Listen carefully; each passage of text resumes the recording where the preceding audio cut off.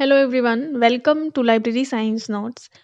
आज मैं आपसे एक बहुत ही इम्पॉर्टेंट टॉपिक डिस्कस करने वाली हूँ जो है लाइब्रेरी ट्रेनिंग के ऊपर।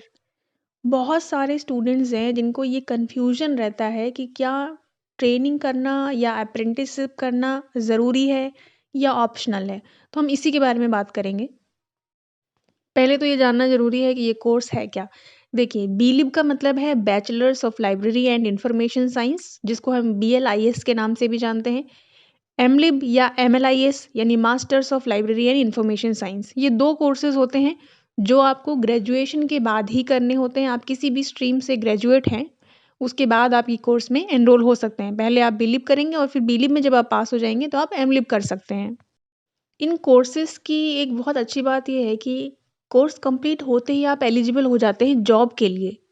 मतलब आपका कोर्स कंप्लीट हो गया और आप फ्रेशर भी हैं, तब भी आपको किसी भी प्राइवेट ऑर्गेनाइजेशन में बहुत ईज़िली अपॉर्च्युनिटी मिल जाती है। बीलिब और एमलिब कोर्सेज़ जो हैं, वो रेगुलर मोड में भी होते हैं और डिस्टेंस मोड में भी होते हैं। यानी कि अगर आप क्लासेस ले सकते हैं, रेगुलर किसी संस्था से जुड़ कर के पढ़ाई करना चाहते हैं, तो आपके पास वो भी ऑप्शन है। और अगर आप कहीं पे ऑलरेडी काम कर रहे हैं, यानी जॉब में हैं या आपकी परिस्थिति ऐसी है कि आप रेगुलर मोड में नहीं कर सकते, तो डिस्टेंस मोड में ये कोर्स करने का आपके पास ऑप्शन है, जहाँ पे इग्नू जो है वो सबसे बढ़िया माना जाता है कि आप वहाँ से ये कोर्स कर सकते हैं। तो अब जो नया क्राइटेरिया आया है उसमें तो इग्नू ने भी अपनी तरफ से ये कंपल्सरी डाल दिया है कि आपको इंटर्नशिप करनी ही है। एक्सेप्शन वाली बात अलग है वहाँ पे, लेकिन उन्होंने भी ये क्राइटेरिया अब इंक्लूड कर दिया है कि आप 1 महीने की इंटर्नशिप ज़रूर करें। क्यों? क्योंकि वो हमें सिखाना चाहते हैं कि जो आपने थ्योरेटिकली पढ़ा है, उस चीज़ को इम्प्लीमेंट कैसे करना है, उस एनवायरनमेंट में काम कैसे करना है। तो वो सभी लोग, सभी स्टूडेंट्स जिन्होंने भी इग्नू से या ओपन मोड में कहीं से भी कोर्स किया है या कोर्स कर चुके हैं और उनके मन में ये एक क्वेश्चन है, कन्फ्यूजन है कि अब अप्रेंटिसशिप का मौका तो है, समय भी है, लेकिन करें या ना करें? जॉब मिल रही है और साथ में अप्रेंटिसशिप का मौका भी मिल रहा है, तो दोनों में से कौन-सा ऑप्शन हमें चुनना चाहिए? क्यों ना हम जॉब कर लें, वहाँ तो हमको एज़ फ्रेशर भी हायर किया जा रहा है, पैसे दिए जा रहे हैं, तो हम क्यों ना करें? बिल्कुल सही क्वेश्चन है, ऐसा मन में आना भी बहुत जायज़ है। लेकिन अगर आपने डिस्टेंस मोड में कहीं से कोर्स किया है, तो पहले ही सब्जेक्ट को लेके आपकी अंडरस्टैंडिंग बहुत अच्छी नहीं होगी। क्योंकि आपने सब कुछ अपने ही तरीके से पढ़ा है, अपने तरीके से चीज़ों को समझा है। अगर आपको सिर्फ़ एक किताब दे दी जाए और कहा जाए कि आप इसको पढ़ लीजिए और समझ लीजिए, तो आप उतना ही समझेंगे जितना आप उसमें से अपने लिए कंक्लूड कर पाएँगे। बट अगर एक टीचर आपको पढ़ा रहा है, तो आपको जितने भी क्वेश्चन, जितने भी डाउट्स होते हैं, वो आप उनसे पूछ सकते हैं। अब मैं यहाँ पे ये सजेशन दूँगी उन सभी लोगों को जो बार-बार ये क्वेश्चंस पूछ रहे हैं कि हमें क्या करना चाहिए। तो देखिए, 2 कंडीशन है, अगर आपके पास पैसों की बहुत ज़्यादा दिक्कत नहीं है, दूसरा आपके पास समय है, तो आप अप्रेंटिसशिप ज़रूर करें या ट्रेनिंग के लिए ज़रूर ऑप्ट करें कि हाँ, मुझे करनी चाहिए कि आपको चीज़ें सीखने को मिलेंगी। अब ठीक है, आपने डिसाइड कर लिया कि ठीक है, मुझे ट्रेनिंग करनी है, तो ट्रेनिंग कहाँ से की जाए?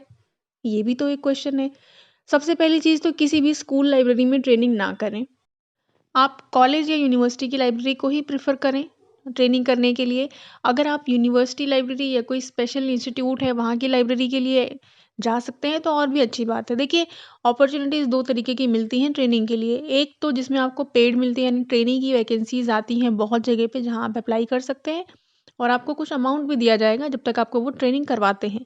दूसरा ऑप्शन ये होता है कि आपको खुद से जा कर के बात करनी होती है कि मैं ट्रेनिंग करना चाह रहा हूँ और मैं सीखना चाहती हूँ चीज़ें। तो वो उनके ऊपर है, डिपेंड करता है उनके पास समय है या नहीं, क्योंकि अगर वो किसी ट्रेनी को वहाँ पे रखते हैं, तो उनकी रिस्पॉन्सिबिलिटी बन जाती है कि उनको एक्स्ट्रा टाइम देना पड़ेगा, आपको चीज़ें बताने के लिए, समझाने के लिए। और दूसरा उनके पास इतना काम है या नहीं, जो आप वहाँ पे जाकर के सीख सकते हैं। तो अगर आप किसी कॉलेज में जा रहे हैं, तो वो कॉलेज भी छोटा-मोटा कॉलेज ना हो, तो जहाँ पे भी आप ट्रेनिंग करना चाहते हैं, पहले उस संस्था के बारे में थोड़ी-सी रिसर्च कर लें। ऑनलाइन आजकल सब कुछ अवेलेबल है, आप देख सकते हैं कैसा है, क्या है। और उसके बाद आप वहाँ जा कर के अपने लिए बात करें, एक फॉर्मल लेटर बना कर के ले जाएँ। और अगर आप इग्नू से आपने डिस्टेंस मोड में किया है BLIS, MLIS, अगर आपने MLIS कर लिया है तो बहुत अच्छी बात है। और अगर आप BLIS के बाद ही डायरेक्ट चाहते हैं कि नहीं, अब एमलिम नहीं करना है, मैं सीधे बस ट्रेनिंग करनी है, जॉब करनी है, तो वो भी आप कर सकते हैं। अब संस्था कैसे चुनें कि कहाँ पे ट्रेनिंग करनी चाहिए? सबसे पहले तो ये आपके कन्वीनियंस और रीच पे डिपेंड करता है। उसके बाद डिपेंड करता है कि आप में सीखने की इच्छा कितनी है। ये बहुत बड़ी बात है। देखिए, आज के समय में हम बहुत सारी चीज़ों को प्रोक्रेस्टिनेट करते हैं, यानी टालते रहते हैं कि एक्सक्यूज़ेज़ देते रहते हैं कि ये हो गया, इस वज़ह से ऐसा नहीं कर सकते, बहुत दूर है इसलिए नहीं जा सकते। जॉब तो करनी है ना, सीखना तो है ना काम, तो जब ट्रेनिंग करनी ही है तो अच्छी जगह से क्यों ना की जाए। 4 जगह पे घूमना, 6 महीने, 2 महीने ट्रेनिंग करना, उससे अच्छा है कि साल भर, 6 महीने एक अच्छी संस्था को दिया जाए, जहाँ से आपको फ्रूटफुल रिज़ल्ट मिल सके।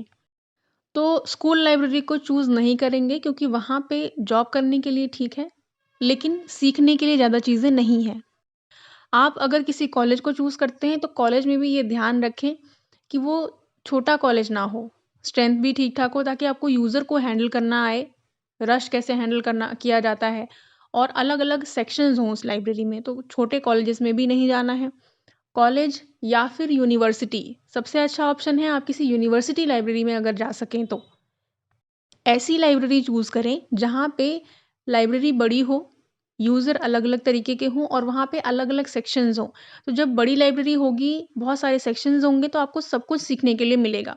जैसा कि आपके मॉड्यूल में भी मेंशन है कि आपको 1 महीने की अगर ट्रेनिंग करनी है, जो कि इग्नू कह रहा है, तो उसमें आपको बहुत सारी चीज़ें सीखनी होती हैं।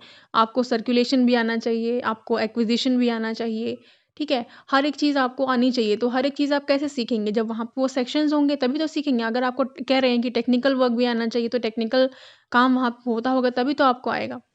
सबसे बेस्ट ऑप्शन ये है कि आप जिस भी स्टेट से बिलॉन्ग करते हैं, वहाँ की जो यूनिवर्सिटी है, उसको चेक कीजिए। वहाँ की लाइब्रेरी में आप ट्रेनिंग कर सकते हैं और अगर वहाँ पर लाइब्रेरी साइंस डिपार्टमेंट चलता हो तो और भी अच्छी बात है। नहीं चलता है कोई बात नहीं, लाइब्रेरी देख लीजिए वहाँ पे क्या-क्या सर्विसेज़ अवेलेबल हैं। आपको ऑनलाइन थोड़ी-सी रिसर्च करनी पड़ेगी कि आपके एरिया में कितने कॉलेजेस हैं, कितनी यूनिवर्सिटीज़ हैं, कहाँ-कहाँ पर लाइब्रेरीज़ हैं, कहाँ पर नहीं हैं। आप जाकर खुद भी विज़िट कर सकते हैं।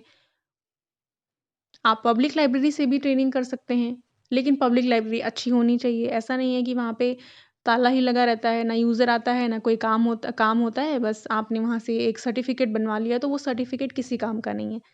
तो मैं यही सजेस्ट करूँगी कि जो भी स्टूडेंट्स हैं, जिनका बीलिब या एमलिब कंप्लीट हो चुका है या होने वाला है, तो उनको ट्रेनिंग ज़रूर करनी चाहिए। जैसे आपने 2 साल अपनी पढ़ाई को दिया है, वैसे ही 1 साल अगर आप अपने स्किल्स को डेवलप करने में देंगे, तो आगे वो ज़रूर अच्छे रिज़ल्ट देगा।